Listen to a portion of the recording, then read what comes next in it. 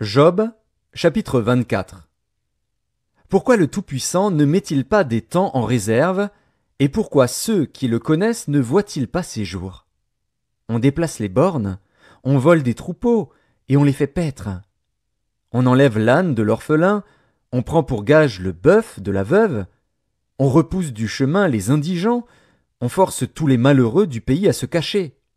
Et voici, comme les ânes sauvages du désert, ils sortent le matin pour chercher de la nourriture, ils n'ont que le désert pour trouver le pain de leurs enfants. Ils coupent le fourrage qui reste dans les champs, ils grappillent dans la vigne de l'impie. Ils passent la nuit dans la nudité, sans vêtements, sans couverture contre le froid. Ils sont percés par la pluie des montagnes, et ils embrassent les rochers comme unique refuge. On arrache l'orphelin à la mamelle, on prend des gages sur le pauvre. Ils vont tout nus, sans vêtements. Ils sont affamés, et ils portent les gerbes. Dans les enclos de l'impie, ils font de l'huile, ils foulent le pressoir, et ils ont soif. Dans les villes s'exhalent les soupirs des mourants, l'âme des blessés jette des cris, et Dieu ne prend pas garde à ces infamies. D'autres sont ennemis de la lumière, ils n'en connaissent pas les voies, ils n'en pratiquent pas les sentiers. L'assassin se lève au point du jour, tue le pauvre et l'indigent, et il dérobe pendant la nuit. L'œil de l'adultère épie le crépuscule. Personne ne me verra, dit-il, et il met un voile sur sa figure. La nuit, ils forcent les maisons. Le jour, ils se tiennent enfermés.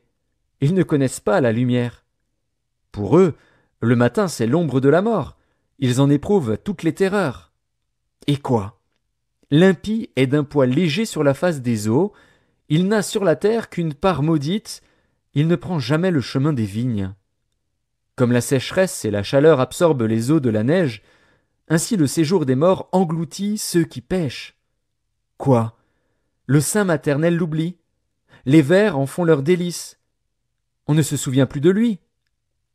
L'impie est brisé comme un arbre. Lui qui dépouille la femme stérile et sans enfant, lui qui ne répand aucun bienfait sur la veuve. Non.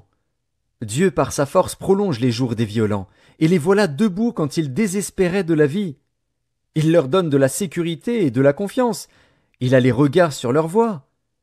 Ils se sont élevés, et en un instant ils ne sont plus. Ils tombent, ils meurent comme tous les hommes. Ils sont coupés comme la tête des épis.